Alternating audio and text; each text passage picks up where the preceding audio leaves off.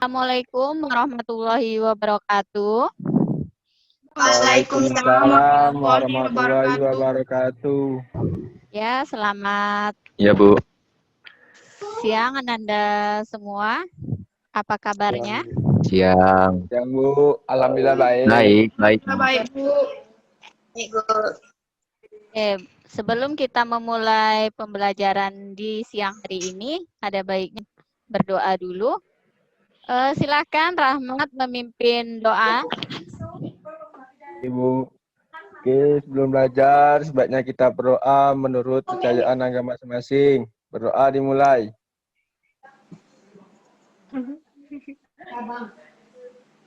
Doa selesai. Ya, jangan lupa untuk mengisi absensinya ya di Google Classroom di link yang sudah Ibu bagikan. Oke, siapa yang masih ingat materi sebelumnya? Abdurrahman Wahid mengeluarkan dekret. Ya, bagus sekali ya. Sehingga nanti Abdurrahman Wahid setelah mengeluarkan dekret, dia disuruh mundur dari jabatannya. Ya, materi kita masih KD 3.6, perkembangan kehidupan politik dan ekonomi bangsa Indonesia pada masa reformasi atau pada masa pemerintahan Megawati Soekarno Putri dan Susilo Bambang Yudhoyono. Ya. Tujuan pembelajaran melalui pembelajaran discovery learning daring tentang perkembangan kehidupan politik dan ekonomi pada masa reformasi, maka peserta didik mampu menganalisis perkembangan politik dan ekonomi masa pemerintahan Megawati Soekarno Putri dan Susilo Bambang Yudhoyono. Oke, Anda lihat dulu video berikut ya. Dr. Haji Diah Permata Megawati Setiawati Soekarno Putri atau umumnya lebih dikenal sebagai Megawati Soekarno Putri adalah Presiden Indonesia yang kelima yang menjabat sejak 23 Juli 2001 sampai 20 Oktober 2004. Megawati Soekarno Putri merupakan presiden perempuan pertama di Indonesia. Ia menjadi presiden setelah MPR mengadakan sidang istimewa MPR pada tahun 2001. Sidang istimewa MPR ini diadakan dalam menanggapi langkah Presiden Abdurrahman Wahid atau Gus Dur yang membekukan lembaga MPR atau DPR dan Partai Golkar. Ia dilantik pada 23 Juli 2001. Sebelumnya, Megawati Soekarno Putri menjabat sebagai wakil presiden pada pemerintahan Presiden Abdurrahman Wahid atau Gus Dur. Video tentang pengambilan sumpah jabatan siapa tadi? Megawati. Ya, Megawati Soekarno Putri. Putri. Bagikan LKPD-nya, silahkan Ananda diskusikan terlebih dahulu. Dari pemilu 2004 dengan pemilu 2009. Pada pemilihan umum 2004 memungkinkan masyarakat dapat secara langsung memilih DPR, DPD, DPRD serta presiden dan wakil presiden. Ya, apalagi? Pemilu 2004 diselenggarakan secara serentak pada tanggal 5 April 2004 untuk memilih 550 anggota DPR, 128 anggota DPD serta DPRD periode 2004 sampai 2009. Ya. Sedangkan untuk pemilihan presiden dan wakil presiden dilaksanakan pada 5 Juli 2004. Putaran 1 dan 20 September 2004 putaran 2. Sistem yang digunakan pada pemilu 2004 adalah perwakilan berimbang atau proporsional dengan sistem daftar calon terbuka. Peserta pemilu untuk calon anggota DPR, DPD, serta DPRD diikuti sebanyak 48 partai politik. Sedangkan untuk pemilihan presiden dan wakil presiden terdapat 5 peserta pada putaran 1 dan hanya ada 2 pasangan yang lolos pada putaran kedua, yaitu Megawati Soekarno Putri yang berpasangan dengan Haji Hasyim Muzadi serta pasangan Susilo Bambang Yudhoyono. dan dengan Yusuf Kala. Pemilihan umum 2009 merupakan pemilihan umum ketiga pada masa reformasi yang diselenggarakan serentak pada tanggal 9 April 2009 Ya. untuk memilih 560 anggota DPR, 132 anggota DPD, serta DPRD se-Indonesia periode 2009 sampai 2014. Sedangkan untuk pemilihan presiden dan wakil presiden dilaksanakan pada 8 Juli 2009 yang hanya berlangsung satu putaran. Peserta pemilu anggota DPR, DPD, dan DPRD tahun 2009 diikuti oleh 44 partai politik yang terdiri dari 38 partai nasional dan 6 partai lokal. Bagus sekali ya. Perbedaan sistem pemilu 2004 dengan 2009 ya. Dari pelaksanaannya, kalau 2004 itu 3 kali putaran, sedangkan 2009 itu 2 kali, 2004 itu 3 kali ya. Ya, Bu. Ya, jadi mulai pemilu 2004 ini, masyarakat dapat secara langsung memilih anggota DPR, DPD, dan DPRD, kemudian presiden dan wakil presiden.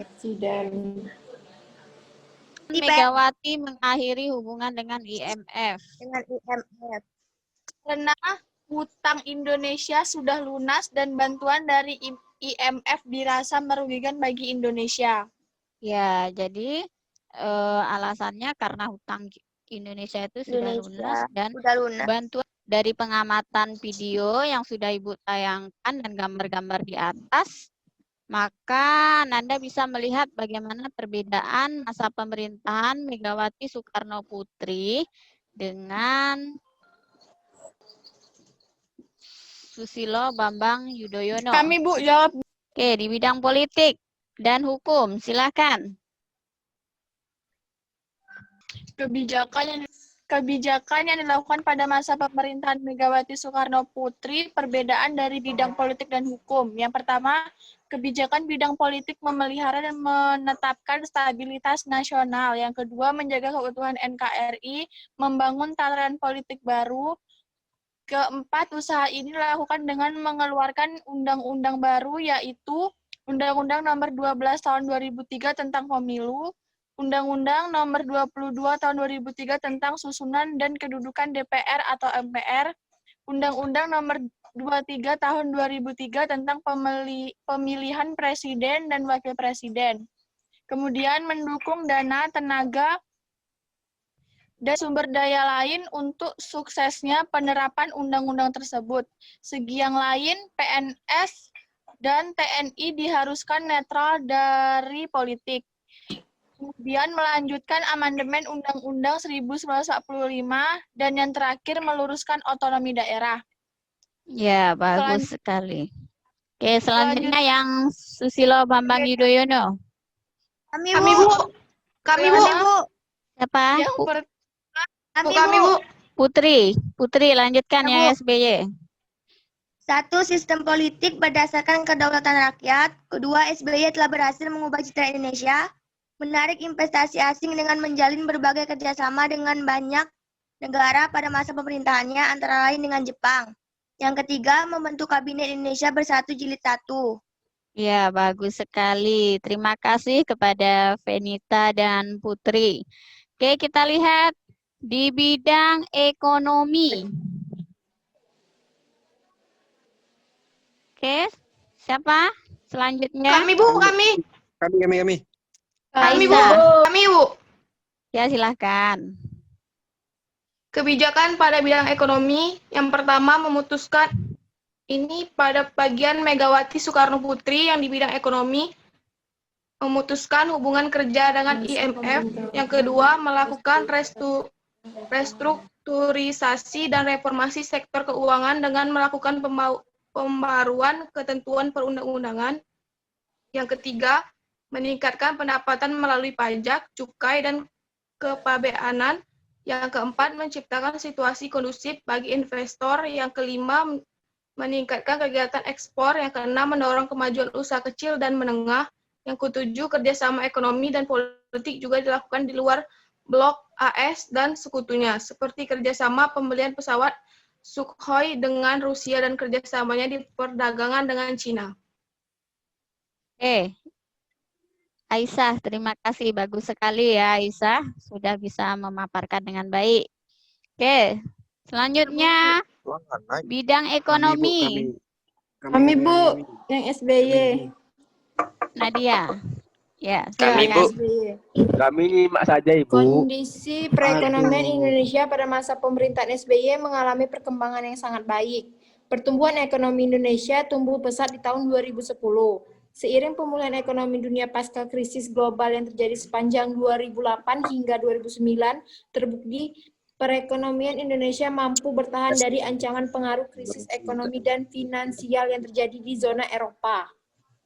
Kinerja perekonomian Indonesia akan terus bertambah baik, tapi harus disesuaikan dengan kondisi global yang Muhammad Jaidan. Bidang sosial pada bagian Megawati Soekarno Putri berhasil membentuk KPK. Ya.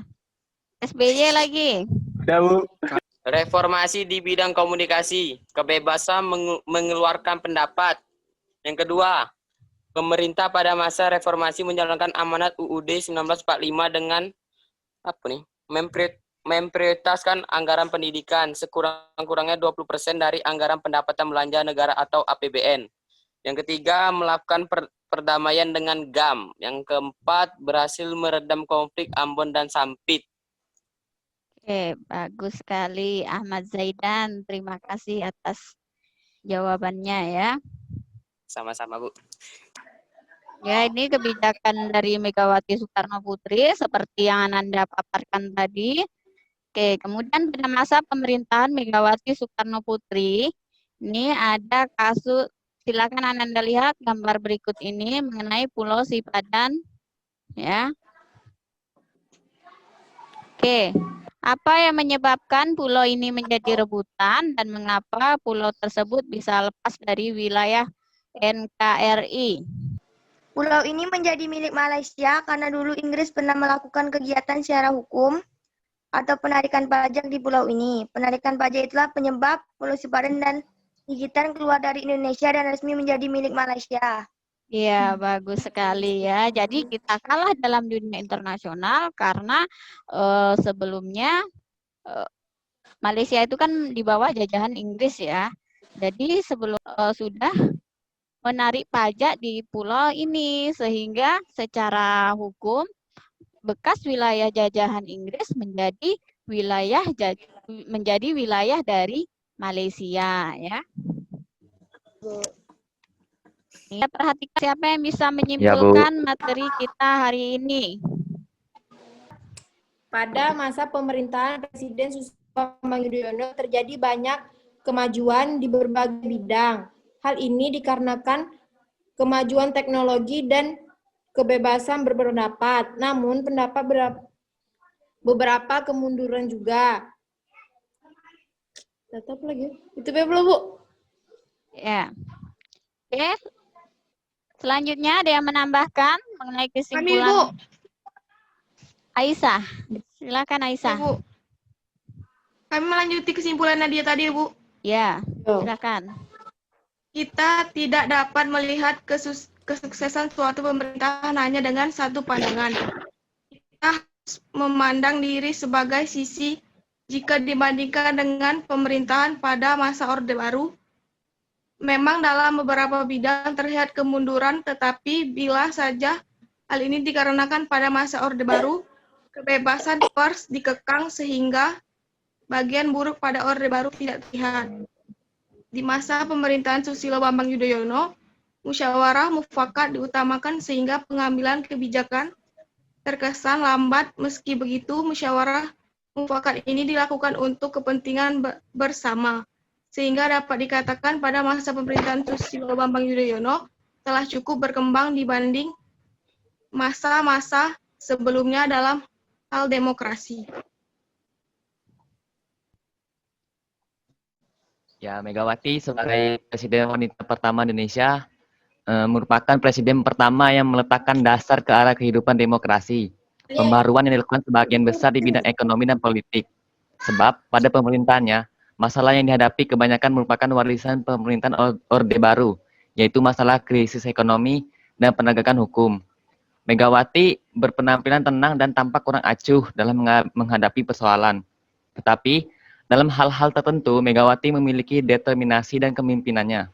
Misalnya mengenai persoalan di BPPN, kenaikan harga BBM dan pembelakuan darurat militer di Aceh. Itu, Bu. Ya, terima kasih Denle, bagus sekali ya. Jadi setiap Ya. pemerintahan itu memiliki sisi positif dan negatif ya. Kita sebagai warga Indonesia yang baik mengambil sisi positifnya. Dalam pemerintahan Megawati Soekarno Putri untuk mengatasi inflasi, beliau menjual Indosat ya atau privatisasi BUMN. Kemudian SBY ya, ada beberapa kasus yang tidak berhasil diselesaikan seperti kasus Munir ya, dianggap kurang tegas, masih ragu-ragu dalam mengambil tindakan hukum.